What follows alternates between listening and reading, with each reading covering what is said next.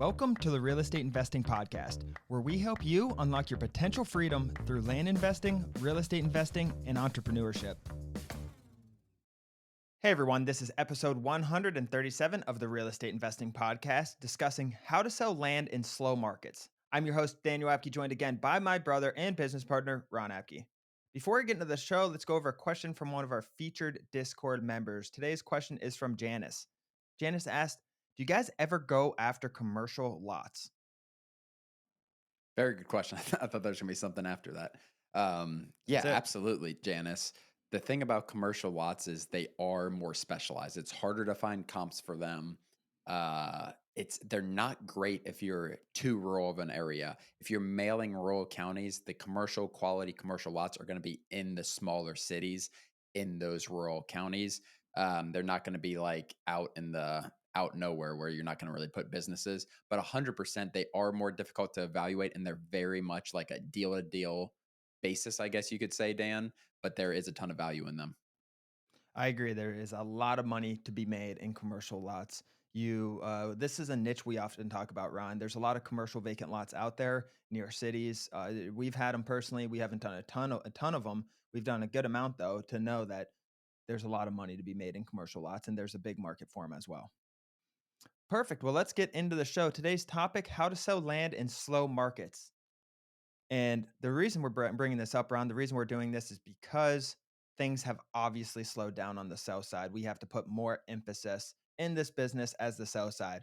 Before, it was acquisition, acquisition, acquisition. If you could buy something, it's going to sell. If you buy it under market value, it's going to sell at market value quickly. But things have turned. We're now in 2023. Things have slowed down. Things are continuing to slow down. So let's talk about it, Ron. Yeah, for sure. And what we're seeing in the market, we'll kind of start with that. It's obviously there are slowdowns in the market. There's less buyers out there. Inventory is still relatively low, Daniel. Like there's very rarely when I go into counties that we are targeting and there's just 5 6 comps at my acreage range. I'm not seeing that. As far Right. as there's still not a ton of well priced land on the market, and the things that are priced to sell relatively fast in most of the country, and some of them they sell same day. So that's kind of what we are noticing. A lot of it is coming down to price because there's not as many buyers out there, and it's not just a bidding war for every property like it was maybe 18 months ago. Mhm. So that's what we're seeing. That's how we're adjusting with our business is price and better marketing, I guess. Well, that's the first thing I wanted to talk about. In the first segment, Ron, pricing is everything. To sell your land fast, you have to price. Everything else comes after that. You can market the heck out of your property, Ron. Get the best pictures, get the best description, get it in the most eyes as possible, but you're still only going to get a small premium on that, whether it's, you sell it at 110% or Mm. 105% because you're marketing it so well. It comes down to pricing. We typically we buy so good on the upfront run on the purchase that typically we can sell at 80, 90, 95% and still double our money and sometimes even more than that. So pricing is definitely everything that drives the days on market. Yeah, I mean, I think you put it really well, and it is what drive like if you are not selling a property and you have relatively fair marketing, it comes down to price. Some of it is time, but most of the time, 95% of the time, it comes down to price. You're trying to get every last ounce out of the property. When in reality, things that are priced correctly when you put it on the market or priced to sell when you put it on the market are going to get more money than if you put it at market value, but it's just not the market value right now. And you got to end up cutting the price. Buyers use that to lowball you. We just got a lowball offer on one of our properties literally this morning. And it was way too low for me. But the reason is like we went on the market too expensive. That is what you do not want to do. You do not want to go to the market overpriced, especially the MLS. Yeah, then they see it sitting there. They see a price drop or a couple price drops. They think in their head, which rightfully so, they think, oh, they're going to get desperate. They want to sell this property. It's been 3 months. They've dropped the price 3 times. They're being aggressive on the price. Let's go in low. And I understand. I did a similar thing when I bought my house. I saw they started price dropping a week after they put it on the market. I'm like, wow, these people really need to sell that property. Then they price dropped again and again, all within like 3, 4 weeks. which is un which is unusual for a house specifically. That's just you're dropping too quick. It's like what's going on there. But same concept, Ron. I saw that, I used it as ammo, and I leveraged that to go in at a lower offer. But everything else comes behind pricing. That's why we put so much focus on the for sale side, that or on the purchase side, is because we want the margins to be able to drop the price to be able to sell it quick. We are not in the game of holding land for 8 months to sell it, Ron. We're in the game of turning this. Let's turn this in 3 to 5 weeks, sometimes shorter, sometimes longer. Obviously, you're not going to be 100% in your due diligence and underwriting process, Ron. But what I'm trying to get across here is everything else comes after pricing, marketing, pictures, all that stuff. It all starts with pricing. That's what's going to catch their eye. Absolutely. I don't have much more to add to that. The money talks. But the next segment I wanted to go into is just getting it in the most eyes as possible, putting it in the right places. So how do we do that, Ron? What are some things we're looking at? Putting it in the right places, marketing it in the correct areas. Yeah, so I mean, you want to when you're selling a property, you want to get it in front of as many eyes as possible. I'm not one to like, okay, we got to pick and choose where we're posting things. Get it if your property is in whatever state it is. Find buy and sell groups on Facebook, post it in those. You'll find land specific groups, post it in those, post it on Facebook Marketplace, post it on Craigslist. Land.com is probably our most legitimate buyers where they come from is land.com. It's the easiest closes. Some people are hesitant using land.com because it's not the cheapest site to post. It's Obviously, expensive. Craigslist, Facebook is free. But that being said, land.com has the most legitimate buyers, typically with cash. I rarely get loans with land.com, Dan. And then also getting on the MLS. So getting in front of everyone. And you can do that by using a realtor, or you can use what's called a flat rate broker. And a flat rate broker essentially will post it up for a flat fee on the MLS, and then you'll deal with all the buyers. Those are the minimum. You can post there are other sites too, but those are the minimum for sure. Land.com, Facebook, and the MLS. Yeah, and get creative, look for other ways. So the MLS, like Ron said, you can either use a realtor, which they'll take your buyers out, talk to your buyers, but it's hard to find a good land realtor sometimes. So sometimes we're kind of forced to sell it our own, and it's best that we sell it on our Yep. own.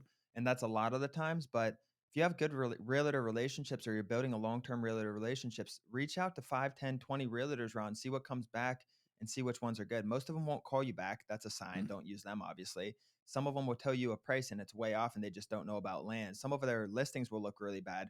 Make sure to look at all that stuff. Look at their listings, look at what land they have sold in the past. Make sure they know what they're talking about. And like good realtors can really help you out because flat rate MLS can be a pain, Ron. They're so valuable, like good realtors. And I think I'm not, I always say this because you got to be, our salesman is the one who's in charge of selling the properties and he looks for realtors, does all that. I think he just found a really good realtor in an area. The guy went out same day to two of our properties, gave us price opinions, understands Nice. land, has a lot listed. And the value of what I see in this guy potentially who like, yeah, he wanted to list these, but he wasn't saying like, I can only go out there if you sign this contract or this or that. He went out same day, answered the phone, went out same day. And that's what you want He's him to hungry. do. Like on the back end, Dan, you got to think like as a buyer, that's what I always think about. Like if they're not answering my phone call, Yeah. they're certainly not going to answer a buyer's phone call. But if he does this with buyers, he's going to sell properties really, really fast. It's so easy, like the concept of just doing your job well for that type of it's just answering your phone, right? Answering your phone, getting back to leads, going to the property, like just do the basics. If they're doing the basics, they will be good. If they're doing their upfront homework, and that's a really good sign when you have a realtor that hungry, is calling you back, went to the properties. He saw the future opportunity. Didn't try to lock us up, like Ron said, in a Yep. 6 month contract, which a lot of them will do. Be careful on that. Do not get locked into a 6 month contract without doing your homework and due diligence on them or before them even looking at it. Make them That's do just a some bad work. way. Yeah, make them do some work. That's a bad way for them to do business. You don't need to lock someone up for 6 months to take a look at a property. Just that's not how you should do things. It's crazy So that just talking about that, Dan, it's crazy that it literally puts you in like the top 5 percentile of realtors if you just answer your phone. that's all Like jobs nothing though. else. That's Top just how 5% of people just realtors don't. if you Yeah, answer your phone. that's all jobs, I think. It's like realtors, any job, just answer, Responsiveness. respond, do your work. Yeah, responsiveness is a huge part of it for sure. Like Ron said, if they're not answering our phone calls, which is the business coming in on the front end, what are they doing on the back end? You don't want we've had bad realtors, Ron, who were getting calls from their clients that are trying to reach the realtor. They can't reach them. They do so much homework to find our website, call us directly. Then our salespeople are reaching out like, hey, they're saying the realtor's not responding. Here's the lead, blah, blah, Mhm. blah, blah, blah. And that's what you do not want. So it takes a little bit of work, guys. Do your homework on the front end, though, because it will save you time and money on the back Yep, end. We've had to get out and fire realtors in the middle of contracts. We've seen it all. We've seen great, great, great realtors, and we've seen the worst of the worst. So we kind of know what to look for now, but do your homework on the front end what it comes down to. Don't just pick the first realtor who calls you back. for sure. That I mean, it can get very frustrating if you hire the wrong realtor. Like you're gonna have to do all the work and you're gonna have to Oh, pay them a percentage. And that's what we yeah. want to avoid here. It's not 100% avoidable.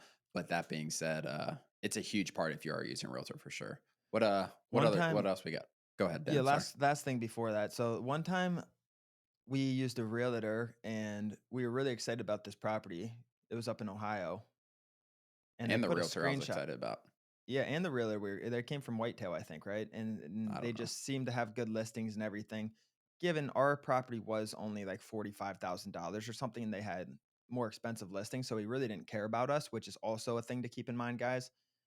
But he put a satellite picture, literally, he never went to the property, he put a satellite picture, it wasn't even far from him, the land, and he put a satellite picture, I think he was out of town in Cancun, Mexico or something, he put a satellite picture and went in the market with a satellite picture, just one. I think it was one satellite, it just was really, really bad, so we had to fire him and get out.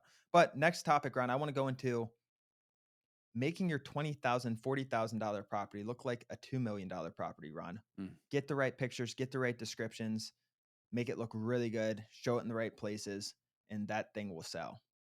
Yeah, so pictures are extremely important, and you want to I see some people who and we've done it before too, or we've funded deals with the situation, like, "Don't post that picture as your headline picture," like, they got some other good drone pictures, but you don't want to advertise the worst parts of your property, whether it's a really thin property or it's got little road frontage, or it's got some trash on it, try not to advertise that part. They'll see it when they go to the property, they'll figure it out, but some of these drone guys, when they're doing outlines and all this stuff, are not very accurate, so you don't want to do that. There's a website also, Dan, called boxbrownie.com, and they edit pictures for like $2. They'll put a blue sky if it's a gray day. They'll Yep. make the trees pop a little more. They'll make a pond look better. It's very cheap and they get back to you, I think, same day. I haven't used it in that long. I think we have people doing that for us.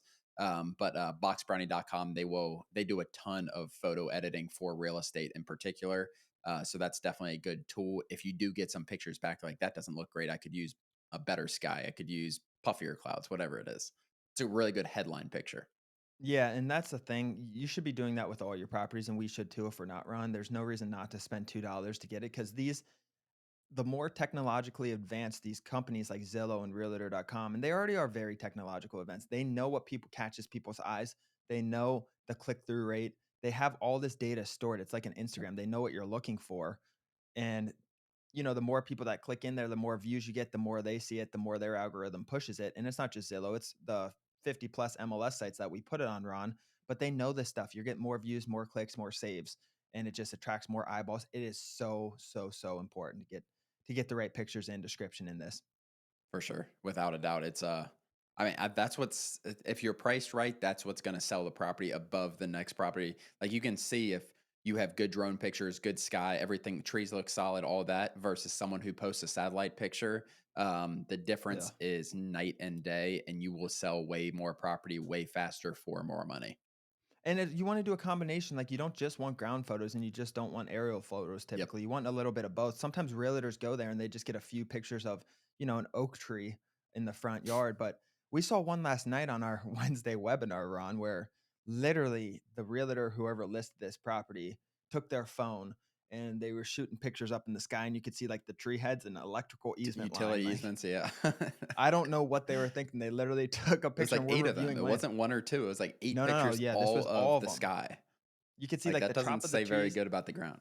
Yeah, no, and it was, like, showing the easement too. That's what not to do, and we'll show you guys that on another Wednesday webinar if you guys join. But I don't have too much to add, Ron. To recap everything, pricing is everything. Put your listings in the right places, get it everywhere, more eyes the better, and Yep. then make your $20,000 property look like a $2,000,000 property. Put the time into the pictures, put your time into the description. I like that 20,000, 2,000,000. That's why this business works because we're gonna advertise that 50,000, $20,000 property like it's a $2 million property and we're going to get it sold. As always, thank you for joining. Please do us a huge favor and like and subscribe our YouTube channel and share this with a friend. It really means the world to Ron and I, but more importantly, it could help change the life of someone else. Thanks for joining, and we'll see you next episode.